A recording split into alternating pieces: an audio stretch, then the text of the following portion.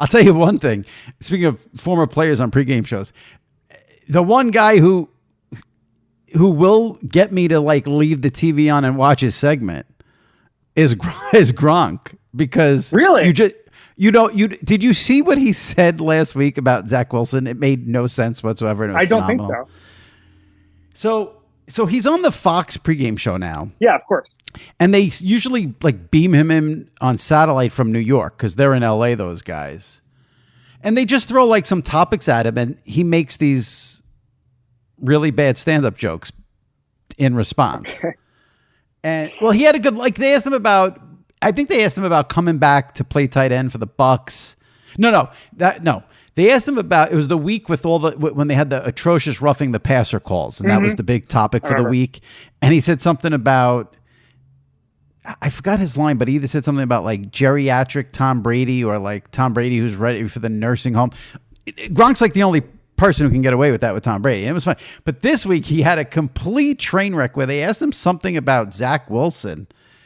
And he tried to make reference to Zach Wilson having sex with the mother's friend, but he said something like, well, this is what he said. He said, as long as they can keep Zach Wilson away from parent-teacher conference night. Oh, no.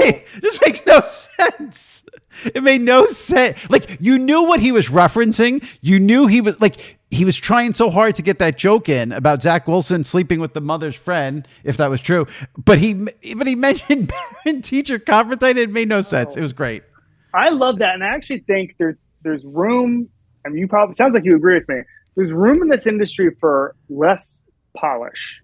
Yes. And I think that so many of these shows, five guys in suits, sitting, one hand over the other, saying, you know what? If the Ravens got to get back to their identity, they got to start running the ball and everything will be fine. Or, whatever. Or so they're giving some take that's 3 weeks late that was already been written about by the local columnists. Right. The fans already know, right?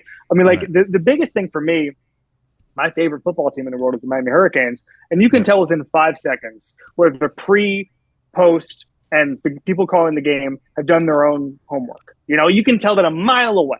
And usually they have, depending on kind of the crew. But I just feel like there's a part in this industry, and I actually think in a weird way, like Gronk, you're describing someone who's great, but even like Stephen A, he'll go into segments with not a lot of content, and he will grind it out until you're laughing, and he will just say, like I was actually talking to someone about this the other day, where I was listening to him over the summer, and he went into this Aaron Rodgers take. And he didn't really have anything. And so we just started screaming the name Aaron Rodgers over and over again until finally I was like, this is amazing. He's doing great. And, sometimes I remember a couple of years ago, I was sitting there, my wife was sitting there and we were watching NBA pregame and Stephen A just started screaming about something. And my wife was just like, what is this? This is amazing. And you forget sometimes because, again, we're so used to Stephen A that it's like, he's so different from everybody else on television. And that's why I think I feel like we've learned some of the wrong lessons from some of those guys' success. Is that you can be different on television and it can work. It just has to be entertaining to people who make the audience grow from 3 million to 9 million. You just used Aaron Rodgers sort of as a part of your story there. And since we're talking about media and you mentioned Rodgers, can we also, like, if you're on a pregame show, if you're on an NFL telecast, if you're on any studio show, how about we now put a full pause on ayahuasca jokes? It's run its course. It's run its course. Every time he plays badly, we've got someone out there, maybe he needs to do. Can we retire the ayahuasca jokes? Can we do? Election day was this week. Can we vote on that on a ballot? And I think it's funny. I think with Rodgers in particular, I know Aaron a little tiny bit we spent a decent amount of time.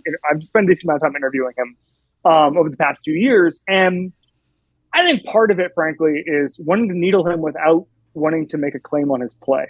Because I think everybody's scared to write him off because we've done it a couple of times. It happened with Tom Brady, too. And we got to the point where now no one ever says anything about Tom Brady because we doubted him so much that, you don't want to end up like Max Kellerman 5 years ago or, one of the guys, PFF, Sam Monson, wrote a piece basically saying in 2014 that Brady was done. And, check his mentions sometimes. See how that's going every time. Does freezing cold takes whip that out every now and then? I think that's a greatest hits for freezing cold takes. But But no, I mean, it's really, I think with Rodgers, I think they're trying to needle him, but they don't want to say he's missing throws downfield, which he is.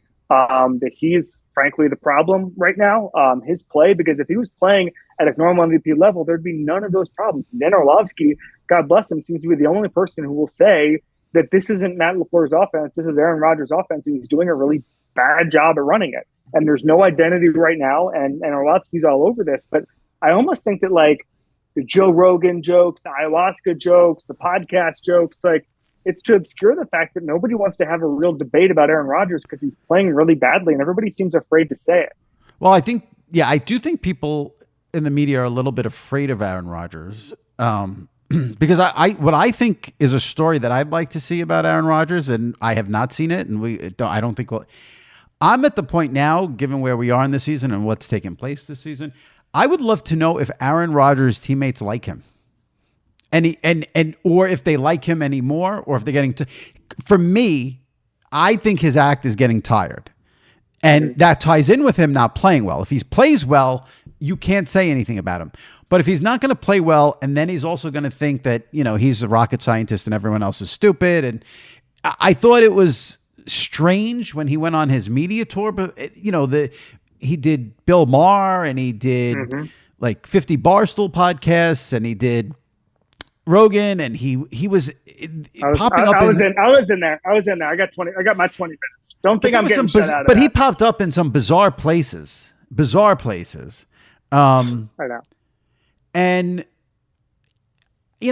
the Packers teammates, the guy who's 22, 23, 24, 25, there was early in the season, they had a loss and I forgot who the defensive player was. And he said, I'm not worried, but if we lose next week, I'll be worried. And Aaron Rodgers, I believe in manifestation. Yeah. I could see now at the point, if you're going to be 3-6, lose 5 games in a row, where people in the locker room are like, this guy should just shut the fuck up already.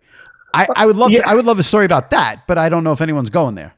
Sure. So I actually did some reporting on this a few years ago about how he relates or doesn't relate to the younger teammates, because this is the problem with every old quarterback. Tom Brady's had this. Aaron Rodgers had this.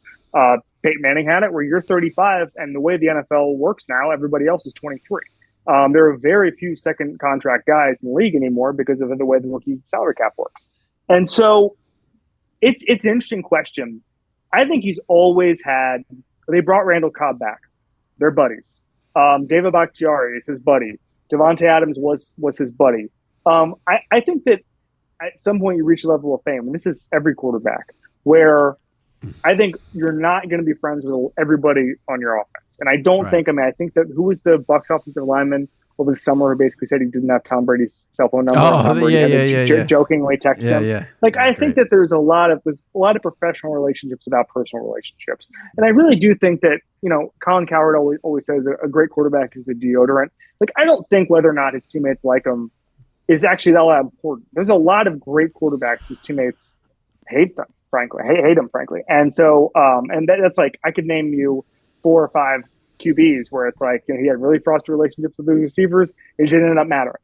Or people rolled their eyes all the time when people would talk about him, whatever. Didn't end up mattering. And I think it's more about how the offense is working, how the meeting rooms work, the chemistry that they have. I think one thing with Rodgers, and this is something I had James Jones on my show a couple of weeks ago, and I asked him this, and I felt a little bit unfulfilled by the answer. One of the problems with Rodgers is that he has an extremely high bar to trust anybody he's throwing to. So to switch out everybody basically but Alan Lazard on the receiving core is a huge deal.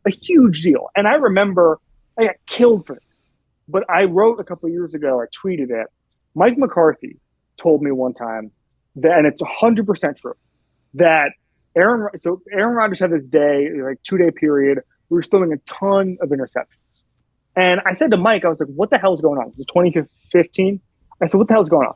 And he was like, well, he's doing it because he's throwing the ball up to see if a receiver will come down with it, because he's testing his limits and he wants to know who we can trust. So he's just clocking this stuff. And he's saying, okay, I'm going to throw this 20 yards up. I'm going to see if this rookie receiver can get it. If it gets picked off, I'm done with this guy. Okay. And that's his threshold.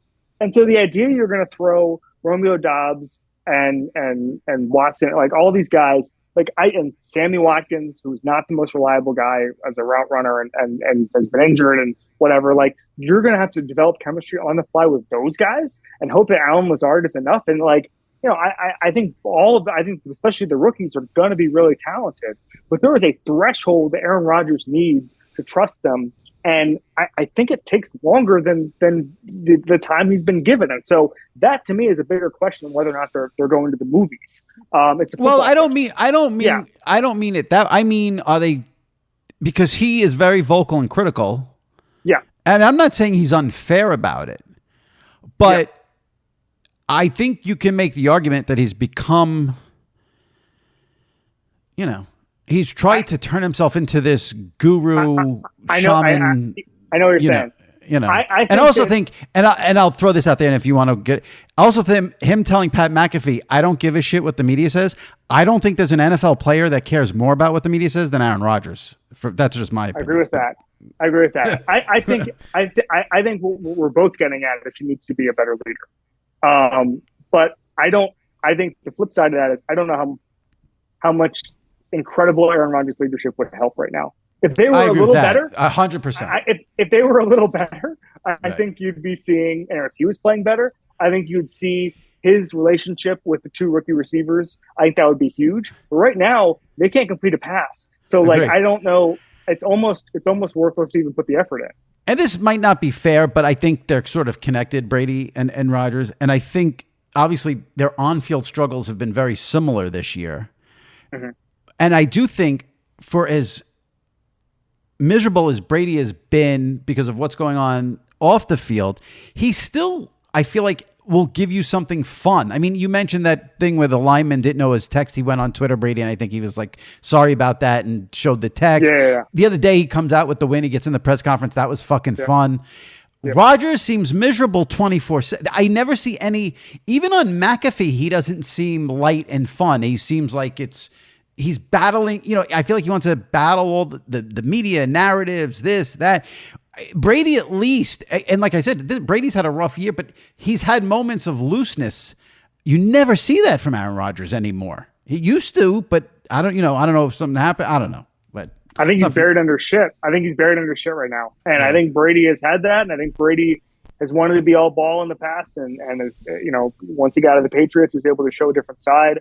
I think he knows. You mentioned Rodgers saying he doesn't care about what the media says. He cares a lot. Yeah. And I think he knows he's extremely media savvy. I think he knows that if he was lighthearted or fun or started trolling people on social media, he'd get killed for it. And I do think that's in the back of his mind. And I think what's interesting now, I said Bill Simmons on my show a couple weeks ago, and I think athletes now are hyper aware. They can end up on the chyron of First Take and First Things First and all of this stuff really easily. And the reason I know that is because I do a training camp tour, and I talked to pretty much every big quarterback there is, and probably talked to 7 of them this year. And one of them, absolute star, just didn't bring it this year. Just did not bring it. And I was really confused by it. I asked somebody with the team, I said, hey, what happened to this guy? He was so great, the last few years, and it seemed like he was really reserved. It's like you just reach this level of fame where you don't want Skip and Shannon to take 3 words you said and said, "Oh, okay, let's do this." Now, I get it. Yeah. And I think you just get to a point in training camp where you're just like, I don't want to do this. I don't want to have to wake up to this and just like then have to give the follow up to this interview, blah, blah, blah. I mean, like so many of these guys are so blunt and honest. Like Patrick Mahomes is amazing. Joe Burrow is an amazing talker. Aaron Rodgers has been an amazing talker in his career. Tom Brady, now in Tampa, is getting a little better at opening up. But I would say that I think the wheels are always turning on these guys' heads. Like any Dallas Cowboy giving any interview at any point anywhere in America could end up on the chyron of any ESPN show the next day just by saying like, hey, if Micah Parsons' backup said we're going to win 3 in a row or something like that, or we're going to win Sunday, it would end up like on the B block of an NFL Network show.